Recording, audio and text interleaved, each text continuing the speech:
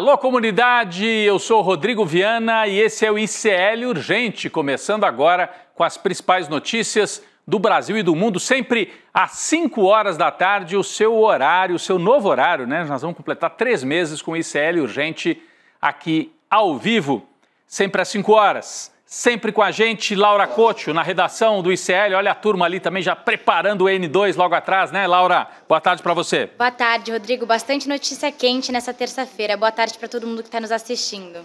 É isso, Laura. Boa tarde para você que mora nesse país em que uma condenada bolsonarista, aquela que saiu com um revólver na mão no meio da rua, a condenada Carla Zambelli, escapou do país, desafiando o STF. É mais mais uma bolsonarista em fuga. Tem o Léo Índio, tem a Carla Zambelli, no caso do Bolsonaro, está em fuga também, apesar de não ter sido condenado por enquanto. Já nós vamos falar mais sobre a Carla Zambelli, que é a grande notícia desta terça-feira. Mas antes, STF. Novidades, né? Hoje o Supremo Tribunal Federal liberou os vídeos dos depoimentos das testemunhas de defesa no processo que investiga justamente a tentativa do golpe de Estado. A gente vinha falando aqui que as oitivas, né, os depoimentos, não foram transmitidos ao vivo, mas foram gravados e eram públicos. Heloísa Vilela, por exemplo, outros repórteres e repórteres de vários meios de comunicação acompanharam esses depoimentos. Hoje, os depoimentos foram liberados, né? As gravações foram liberadas. A gente separou aqui 2 trechos, do Aldo Rebelo e do brigadeiro Batista Júnior, ex-comandante da Aeronáutica. Vamos começar pelo embate de Aldo Rebelo com o ministro Alexandre de Moraes, que deu voz de prisão para o Aldo Rebelo naquele dia. Vamos acompanhar aqui na tela. Quando alguém diz estou frito, não significa que esteja dentro de uma frigideira. Quando alguém diz estou apertado, não significa, naturalmente, que esteja sendo submetido a algum tipo de pressão literal. Então, quando alguém diz estou à disposição, a expressão não deve ser lida literalmente. E principalmente... Aldo, o senhor, por favor, o senhor estava na reunião quando o almirante Garnier falou essa expressão? Não. Então o senhor não tem condições de avaliar a língua portuguesa naquele momento. Atenha-se aos fatos. Doutor Demóstenes, por favor. Em primeiro lugar, a minha apreciação da língua portuguesa é minha. E eu não admito censura na minha apreciação sobre a língua portuguesa. Se o senhor não se comportar, o senhor vai ser preso por desacato. Eu estou me comportando. Então o senhor se comporte e responda a pergunta. Simplesmente. Eu estou respondendo a pergunta do advogado. Responda, então. É possível ou não o almirante Garnier determinar as tropas na rua sozinho? Essa é a pergunta. Sim ou não? Não, eu não posso responder sim ou não. Então, a próxima pergunta, doutor Demóstenes. Olha, eu achei curioso porque, bom, primeiro que a gente pode observar a cara do Jair Bolsonaro. Ele é réu, estava acompanhando as testemunhas, a gente observa, ele ficou impassível até. Eu achei que ele ia dar um meio sorriso, ia levantar a sobrancelha, mas reagiu muito pouco, né? O Jair Bolsonaro no momento em que o Xandão dá essa dura no Aldo Rebelo. Né? Mas eu achei curioso que o Aldo Rebelo começa a fala muito relaxado, dizendo: quando alguém diz que está frito, não quer dizer que está na frigideira. E logo depois ele se colocou numa situação que a gente poderia dizer: Aldo, você está frito se continuar assim. Não é? De certa maneira, foi o que aconteceu ali, uma dura que a gente já tinha lido, a Heloísa Vilela já tinha descrito para a gente, mas aqui a gente sentiu a tensão, foi até o momento, né, a hora de mais tensão nesse julgamento no STF. Eu até acho, olha, eu não tenho motivo para defender o Aldo Rebelo, mas eu acho um pouco abusivo. A pessoa está respondendo, ela pode compor um raciocínio, não é obrigada a responder sim ou não. Eu acho que não. Apesar de achar que o Aldo Rebelo faz um papelão, sujeito que já foi comunista e hoje está ali de braço dado com os bolsonaristas. Mas essa é uma longa história. Vamos ver o depoimento de Batista Júnior, que confirmou a ameaça de prisão de Jair Bolsonaro naquelas reuniões com os chefes das forças. Vamos acompanhar. Esse é menos espetacular, assim, né? Mas é mais importante do ponto de vista do julgamento, esta fala de Batista Júnior. Vamos lá. Em momento algum, o presidente Jair Bolsonaro colocou desta forma que estava objetivando um golpe de Estado. Exatamente, que ele não falou.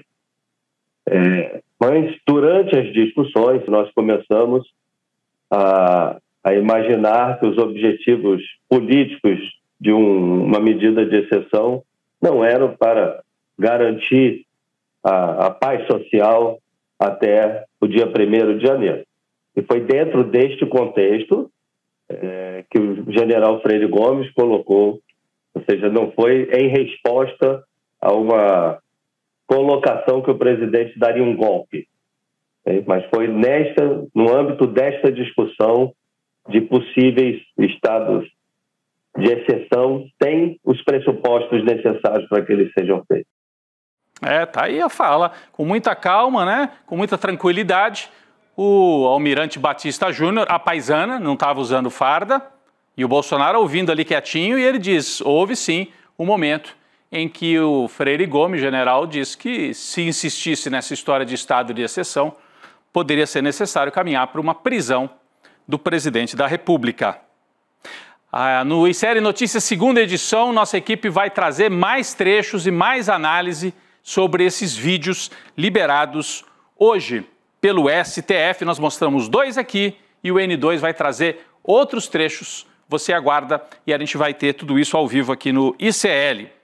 Bom, hoje o STF anunciou também que as sessões de depoimentos dos réus, ou seja, Bolsonaro, General Heleno, Braga Neto, etc., essas sessões serão transmitidas ao vivo pela corte. Então, as testemunhas, não houve transmissão, foi tudo gravado e vazou, né? Vazou não, foram liberados só hoje. Não foi vazamento, foi liberação oficial. No caso dos réus, as sessões vão ser transmitidas. Elas estão previstas para acontecer a partir da próxima segunda-feira, a partir das 14 horas, e podem durar até o dia 13 de junho. Os depoimentos começam pelos réus do chamado núcleo 1, né, o núcleo crucial, que é o núcleo do Bolsonaro, do Mauro Cid, do general Heleno, Braga Neto, etc, etc. Né? Começa dia 9 e o primeiro réu a depor, com transmissão, nesse caso, será o delator Mauro Cid, ex-auxiliar de Jair Bolsonaro. Vamos ver a ordem em que vão acontecer esses depoimentos? Mauro Cid o primeiro, por ordem alfabética, né? Com exceção do Mauro Cid, que é o delator. Então, depois do Mauro Cid, Alexandre Ramagem, Almirante Garnier é o terceiro, Anderson Torres é o quarto, General Heleno é o quinto, Bolsonaro é o sexto, Paulo Sérgio Nogueira é o sétimo e, por último, o Braga Neto. É possível que, se demorar muito, o depoimento do Bolsonaro não aconteça na segunda, mas só na terça-feira, porque eles começam segunda e retomam na terça da semana que vem. Mas eu diria para você ficar colado aqui na transmissão do ICL, a partir de segunda-feira, 2 horas da tarde, depoimento dos réus, começando com o Mauro Cid. Vai ser um momento fundamental. Frente a frente, os réus com o ministro Alexandre de Moraes, que além de juiz, ele poderia ser vítima da trama golpista, como a gente sabe. Estava prevista até a eliminação física, o assassinato de Alexandre de Moraes, então é um momento tenso, eu imagino, né?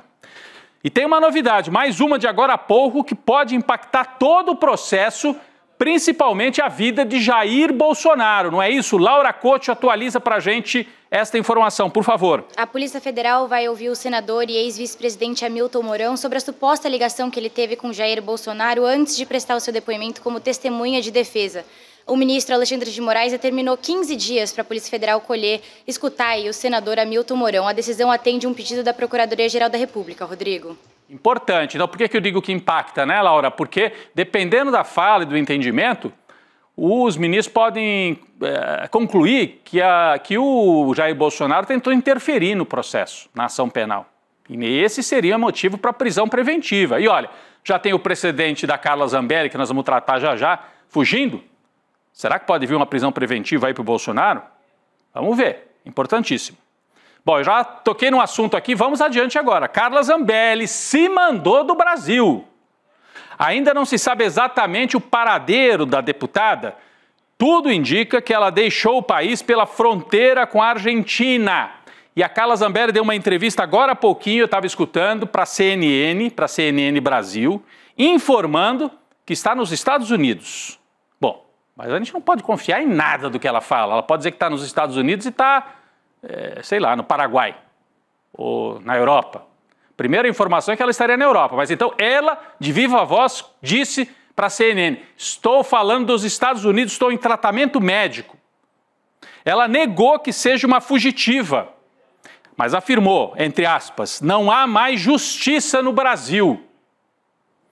Segundo Zambelli, ela está fora do país já há alguns dias e depois poderia seguir para a Itália, onde tem cidadania, o país, né?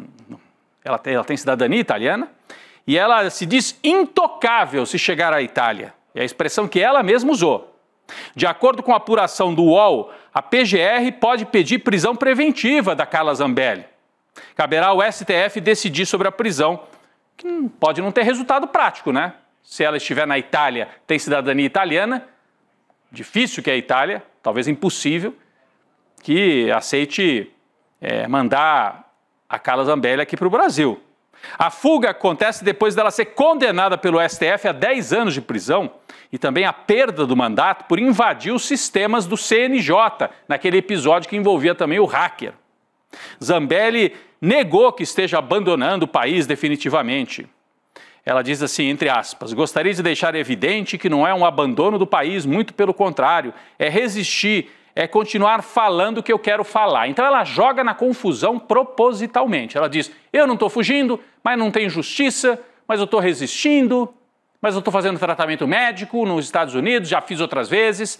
Ela deixa no ar. Por isso que eu digo, não dá para confiar em nada do que diz a Carla Zambelli, a não ser o fato de que ela está fora do Brasil. Laura Couto tem mais informações. Laura.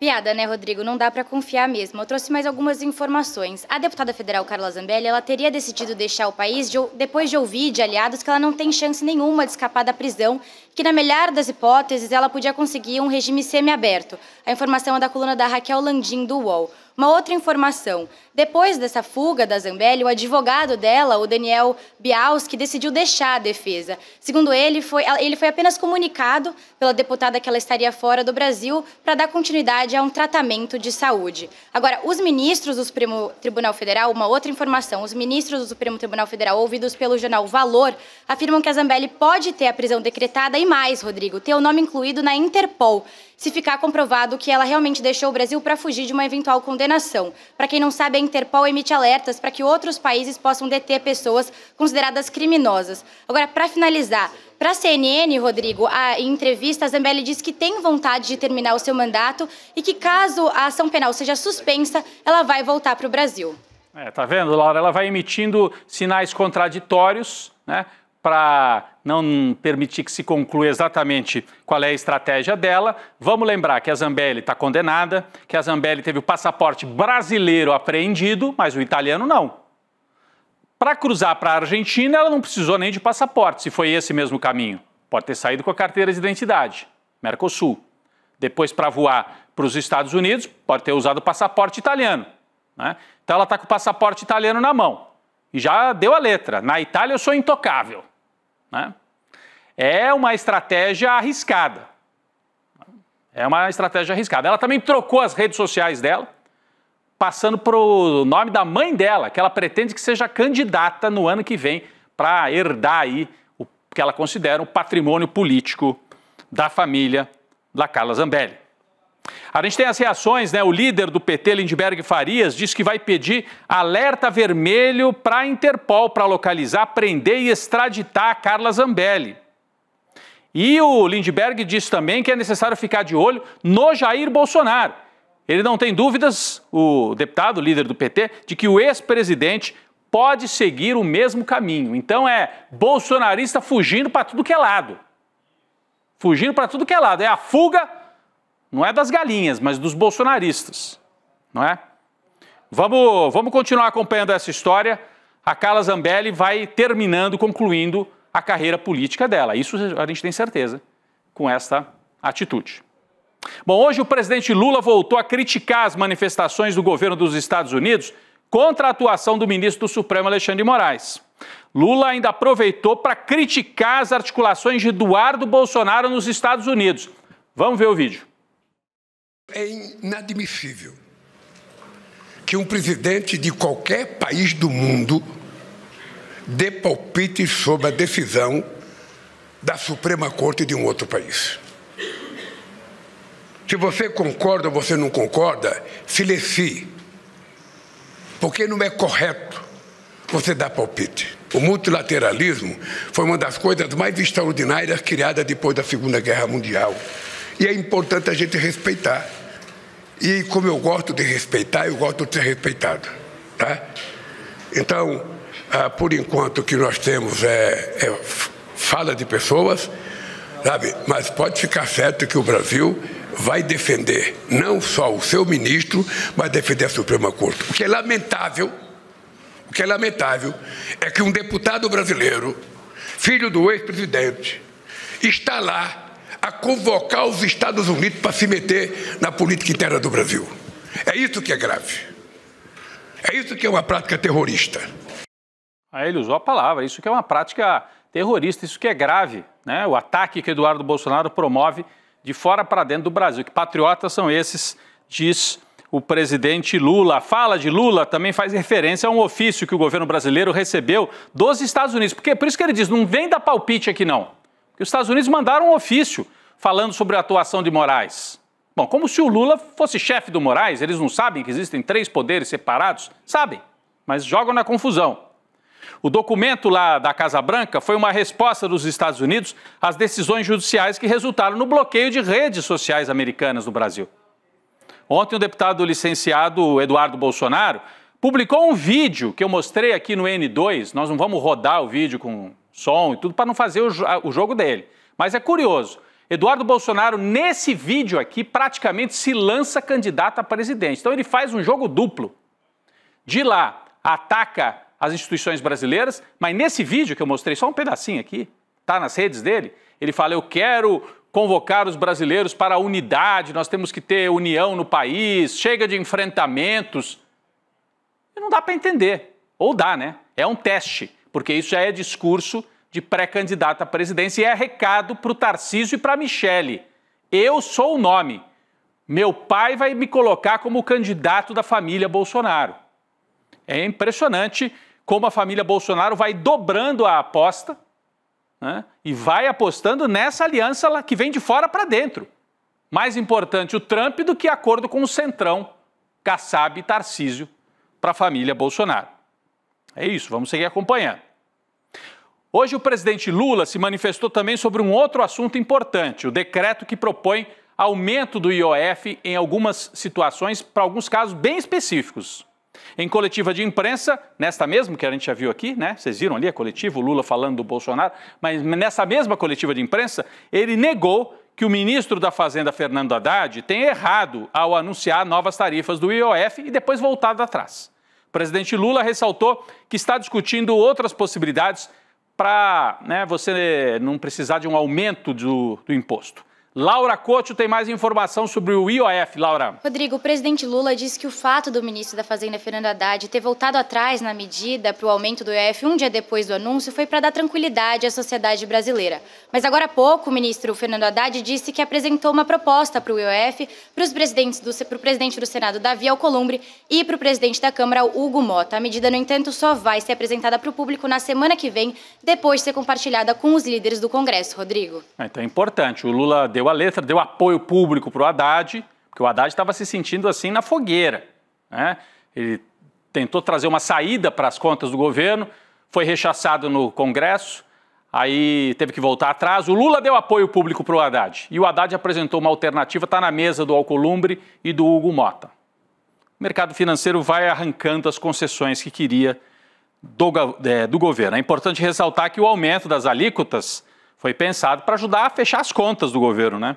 Que é uma cobrança, inclusive, dos setores liberais, do mercado financeiro. A expectativa é arrecadar 18 bilhões a mais ainda em 2025, com essas mudanças, e 38 bilhões em 2026 para fechar as contas do governo. Falando da política nacional, né, dos acertos aí, ontem a gente dizia que o Bolsonaro está tentando um acordo com o Centrão nos estados para eleger mais senadores, e é verdade, mas o Lula não está parado, está fechando vários acordos também, né?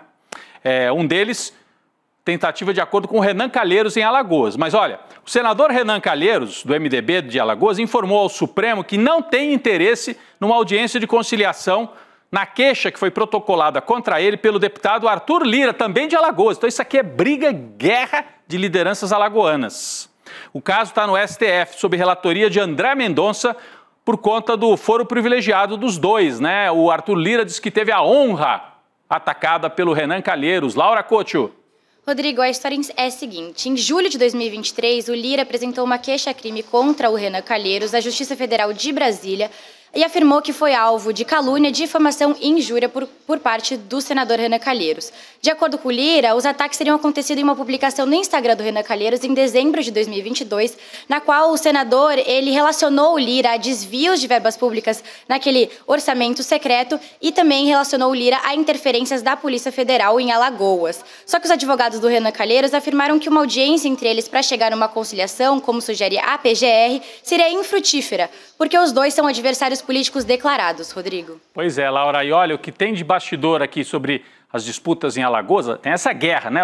O Lira contra o Renan Calheiros.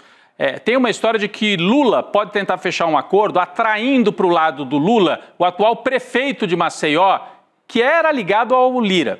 Então, o prefeito de Maceió viria para o lado do Lula e aí fariam uma chapa, o prefeito de Maceió, que é o JHC, com o Renan Calheiros, com o apoio do Lula, e isolariam o Arthur Lira em Alagoas. É uma chapa para o Senado e para o governo do Estado. Todas essas articulações estão começando a acontecer agora, visando 2026. Vamos para as notícias internacionais, mas que interessam diretamente os brasileiros, né? Uma onda de prisões nos Estados Unidos deixa algumas famílias brasileiras desesperadas. A gente mostrou aqui ontem o caso do Marcelo, aquele estudante que foi preso na véspera, 18 anos, na véspera da formatura. De acordo com o Jamil Chadio, agora é uma brasileira residente na região de Boston, que teme ser deportada. Ela vive de forma irregular no país. A maior preocupação dela, segundo a matéria que o Jamil traz para a gente hoje, é ser separada do filho, que não tem documentos brasileiros. Então você imagina ela poder ser mandada de volta para o Brasil e o filho não vem junto com ela. Ela diz o seguinte, tenho muito medo de ser deportada e meu filho ficar para trás. Ele não tem nada de documento brasileiro. Se eu for deportada, vão querer deixar meu filho, eu não vou aguentar isso. Nesta semana, a Casa Branca determinou que 3.000 prisões sejam realizadas por dia. Eles têm uma meta, assim, prende 3.000. Tem que prender 3.000 por dia para garantir a promessa de Trump de promover a maior deportação em massa da história do país, que foi o que ele prometeu na campanha eleitoral. Terror, era do terror sob Trump para os brasileiros, para os latino-americanos, para os imigrantes em geral que vivem lá nos Estados Unidos. E a ofensiva contra a imigração, atenção, hein? Não acontece só nos Estados Unidos. Do outro lado do Atlântico, o governo português informou que em pouco mais de um mês, o número de imigrantes com pedidos de residência rejeitados praticamente dobrou, né? Do total de 18.000 estrangeiros que tiveram pedido de residência rejeitado, 5.300, desculpa, tirar aqui a manchete, eu ia justamente mostrar, 5.300 são brasileiros. Então, desses 18.000 que estão ameaçados de ser mandados embora, 5.300 são brasileiros. Segundo informou o Jornal Público, o jornal português, eles vão receber as notificações para deixar o país voluntariamente, mas se necessário, o governo português promete usar a força também. Laura Couto tem mais informações. O ministro Antônio Leitão Amaro diz que a Agência para a Integração, Migrações e Asilo está notificando cerca de 2.000 imigrantes por dia para que saiam de Portugal. A declaração foi dada durante uma conferência de imprensa para detalhar o balanço do primeiro ano de vigência do Plano para Ações de Imigração. Segundo o ministro, as notificações dos imigrantes devem sair de Portugal começaram a acelerar já na semana passada. De acordo com a lei portuguesa, depois de serem notificados, os imigrantes têm entre 10 a 20 dias para deixar o país, no caso Portugal, Rodrigo. E tudo isso tem a ver com o avanço da extrema-direita em Portugal. O partido Chega ficou aí em segundo lugar na última eleição e aí a centro-direita ganha a eleição, mas para tentar diminuir a força do discurso da extrema-direita, começa a adotar políticas migratórias duríssimas contra a gente do mundo inteiro. Eu vou falar agora de América Latina, pessoal. Bolívia, hein? Bolívia. Ontem foi grande destaque aqui no ICL a entrevista com Evo Morales. Hoje, né, uma entrevista exclusiva ao Leandro Demore. Hoje, os apoiadores do ex-presidente Morales realizaram manifestação de rua, pedindo a renúncia do atual mandatário Luiz Arce e reforçando a candidatura de Morales, que por enquanto está impedido de ser candidato lá pela Corte Suprema da Bolívia. Os atos de rua foram registrados na capital La Paz e no reduto político de Morales, Cochabamba, outra cidade importante da Bolívia. Na capital La Paz, os manifestantes bloquearam ruas e avenidas e foram até a sede do governo exigir a saída de Luiz Arce, que era aliado de Evo Morales, mas está rompido com ele. O principal motivo para os protestos é crise econômica, que dá sinais de se agravar no país, inflação acelerada, problemas de abastecimento, são algumas das questões. Os protestos já duram uma semana. Parece que o atual governo boliviano está disposto a perseguir opositores. E nós tivemos um sinal disso na noite de ontem para hoje. O advogado brasileiro Valber Agra, que foi quem ajudou a intermediar a conversa do Evo Morales com o ICL, a entrevista, o Valber Agra foi expulso da Bolívia. Eles entenderam, está muito próximo do Evo Morales. Põe para fora da Bolívia. Laura Couto tem mais informações sobre isso. O advogado Valber Agra chegou hoje de manhã em Lima, na capital do Peru, depois de praticamente ser expulso da Bolívia pelo presidente Luiz Arce, o Lúcio. O Agra, ele liderou um grupo de juristas que fez uma análise técnica e desqualificou as decisões judiciais do Tribunal Constitucional da Bolívia. A corte tornou inelegível o ex-presidente boliviano Evo Morales, que tem a intenção de se candidatar à presidência de novo. Ontem à noite, o Valber Agra, ele denunciou que estava sendo ameaçado no aeroporto de La Paz, Rodrigo. É isso, Laura, eu até publiquei nas minhas redes, o Eduardo Moreira, o Leandro Demore, a gente publicou nas redes, os jornalistas aqui do ICL, mostrando um vídeo do Valber Agra, contando que quando ele veio lá da região onde o Evo Morales está uma barricada num sindicato lá na região de Cochabamba. Quando o Valber Agra, brasileiro, sai da região lá onde ele estava com o Evo e vai para a capital, ele é cercado pela polícia, dão uma intimada, você tem que sair da Bolívia, você tem que ir embora, ameaçaram. Ele até falou, olha, eu peço ajuda para garantir a minha integridade física. Mas ele conseguiu voar, como disse a Laura, de manhã, na manhã de hoje, ele já chegou ao Peru, voando, portanto, de La Paz para Lima, no Peru, e está em segurança o doutor Valber Agra, que também colabora sempre aqui com o ICL, e é o responsável por deixar o Bolsonaro inelegível. Foi ele que conseguiu as ações lá no TSE. Eu vou para uma atualização importante aqui no mundo da cultura, né? Um dos maiores ídolos brasileiros. O compositor e cantor Chico Buarque passou hoje por uma cirurgia neurológica no Hospital Copstar, em Copacabana, no Rio de Janeiro. Está aqui a manchete do ICL Notícias. Chico Buarque passa por cirurgia de aneurisma, né? Foi conduzida pelo neurocirurgião Paulo Niemeyer. Lembrando que o Chico tem 80 anos. Essa semana mesmo participou do show lá do Gilberto Gil, fez uma participação. Os dois cantaram Cálice juntos. De acordo com a assessoria do hospital e a assessoria do próprio Chico Buarque, foi um pequeno procedimento para aliviar a pressão intracraniana, que já estava programado esse procedimento, não foi de emergência, segundo a assessoria do Chico. O procedimento foi realizado com sucesso, Chico Buarque passa bem e o cantor deve ficar sob supervisão médica e ter alta nos próximos dias. Você estava vendo a imagem de quando o Chico foi receber o prêmio Camões, né? Prêmio importantíssimo, que foi dado na época do Bolsonaro. O Bolsonaro se recusou a assinar, porque tinha que assinar Brasil e Portugal. Aí o Chico falou, não precisa. Para mim é um segundo prêmio o Bolsonaro não assinar. E aí depois ele foi receber o prêmio depois da derrota do Bolsonaro. Chico Buarque, a gente deseja aqui que, né, se recupere rapidamente e esteja de volta aí para sua carreira brilhante na música e também na literatura.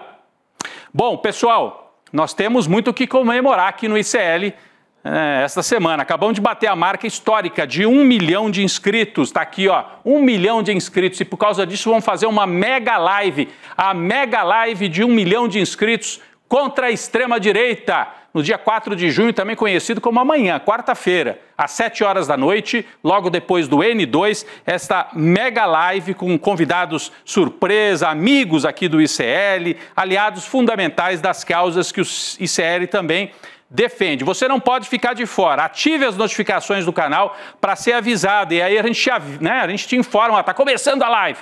e aí você acompanha esta live, que é uma comemoração. E pedimos, se você ainda não é inscrito no nosso canal, passamos de 1 milhão já, então vá lá também e ajude. Quem sabe a gente em breve está comemorando 1.100.000 já. Mas amanhã, 7 da noite, mega live de 1 milhão de inscritos. Não perca, tá feito o convite aí para você. Laura, obrigado mais uma vez pela participação, pela parceria aqui ao vivo no ICL Notícias. Já já o N2 trazendo mais vídeos. Viu, Laura? Obrigado. Mais vídeos no N2 das testemunhas e também a análise sobre o caso Carla Zambelli no N2 com a Gabi e o Chico Sá. Valeu, Laura. Valeu, Rodrigo. Obrigada. Até amanhã. Até amanhã. O ICL Urgente volta também amanhã. R$1,5 milhão.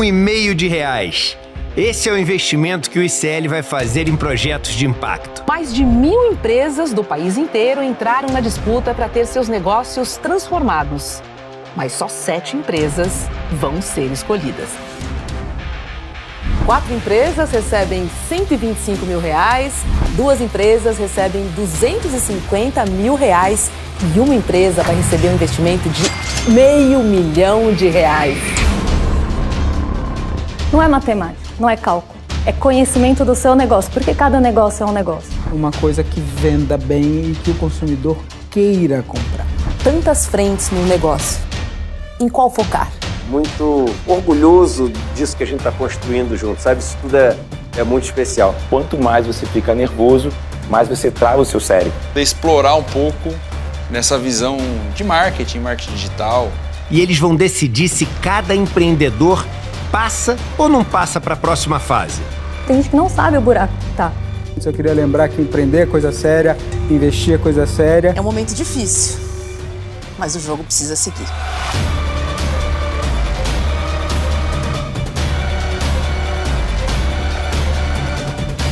Topa ou não topa negociar com a gente?